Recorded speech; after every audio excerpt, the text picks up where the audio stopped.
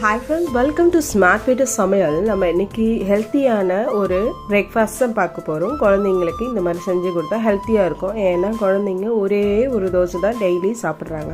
So அந்த ஒரு தோசையில் நம்ம எப்படி ஹெல்த்தியாக கொடுக்க முடியும்னு பார்க்கலாம். ஸோ ஃபஸ்ட்டு ராகி மாவு நான் மிக்ஸ் பண்ணி வச்சுருக்கேன். மாவோட ராகி மாவை அப்படியே தான் மிக்ஸ் பண்ணியிருக்கேன். ராகி மாவு அரைக்கலை. இந்த மாதிரியே நம்ம அர்ஜென்ட்டுக்கு மிக்ஸ் பண்ணி செஞ்சுக்கலாம். ஃபஸ்ட்டு ஆயில் தோசை ஊற்றிட்டு ஆயில் ஊற்றிட்டு அதில் வெங்காயம், பச்சை மிளகா, பீட்ரூட், குடமிளகா எல்லாமே கொஞ்சம் கொஞ்சம் தான் போட்டிருக்கேன். அதுக்கு அடுத்தது நம்ம சீஸ் இருந்தால் போட்டுக்கலாம், இல்லைன்னா விடலாம். இல்லை டொமேட்டோ சாஸ் இருந்தாலும் நீங்கள் ஆட் பண்ணிக்கோங்க. நான் அதை ஆட் பண்ணல, ஸ்கிப் பண்ணிட்டேன்.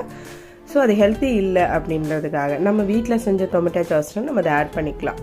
ஸோ இந்த மாதிரி சீஸ் ஆட் பண்ணிவிட்டு நம்ம ஃபஸ்ட்டு இது வேக விடணும். வேக விடுறதுக்காக நம்ம ஒரு மூடி போட்டு மூடிக்கலாம். இப்போ பாருங்கள், சூப்பராக வெந்துருச்சு.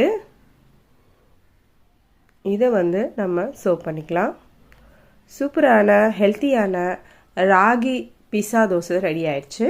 பிடிச்சிருந்தா லைக் பண்ணுங்கள், ஷேர் பண்ணுங்கள், சப்ஸ்கிரைப் பண்ணுங்கள் ஃப்ரெண்ட்ஸ். Bye friends. இப்போ நம்ம வேர்க்கடலை சட்னி தான் அரைச்சிருக்கோம். வேர்க்கடலை சட்னி தான் நான் அரைச்சேன் இன்னைக்கு. அதனால் இந்த ஹெல்த்தியான தோசையை குட்டீஸ்க்கு கொடுத்து சந்தோஷமாக இருக்கலாம். பாய்.